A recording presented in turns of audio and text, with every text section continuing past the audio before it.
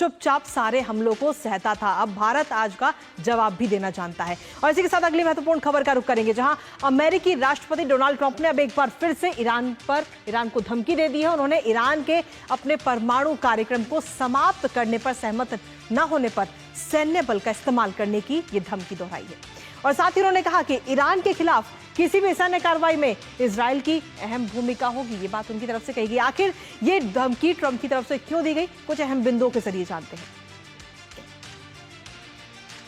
तो ट्रंप की तरफ से ईरान को यह धमकी दी गई है और सैन्य कार्रवाई करने की यह धमकी ट्रंप ने दोहराई है। ईरान को परमाणु हथियार रखने की इजाजत नहीं है, ये बात कही गई है ट्रंप की तरफ से और निश्चित तौर पर यह धमकी दी गई है।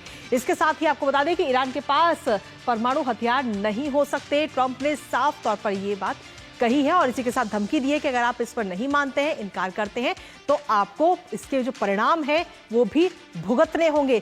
इसके साथ ही सैन्य विकल्प नहीं होने की ट्रंप को इसकी गारंटी देनी होगी सैन्य विकल्प को लेकर के। और साथ ही उन्होंने कहा कि अगर वो नहीं मानता है ईरान, तो इसको लेकर के एक आगे भी कार्रवाई की जाएगी। ईरान कभी भी जबरदस्ती स्वीकार नहीं करेगा, ये ईरान की तरफ से भी कही गई है कि ईरान जो है वो कभी जबरदस्ती नहीं स्वीकार की जाएगी। परमाणु समझौते में इजराइल की अहम भूमिका होगी, ये बात कही गई है। तो कई सारी चीजों को लेकर के ये इस वक्त धमकी है, लेकिन सीधे तौर पर हम देखें तो कुछ दिन पहले भी ट्रंप ने ईरान के सर्वोच्च धार्मिक नेता को अपना ये पत्र लिखा था और सीधे तौर पर इस पत्र में बातचीत करने का प्रस्ताव ट्रंप की तरफ से दिया गया था और वाशिंगटन के साथ अप्रत्यक्ष बातचीत का रास्ता भी कहीं ना कहीं इसके दौरान ही खुला है। और अब आगे आने वाले समय में ये वार्ता भी होगी।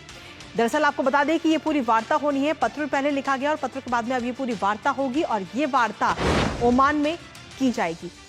और ओमान में जब ये वार्ता होगी तो उस दौरान यूएस के साथ बातचीत के लिए ईरान जो है वो तैयार भी हो चुका है। धमकी दी जा रही है, लेकिन उसके बावजूद ईरान फिलहाल अभी तैयार है इस बातचीत के लिए।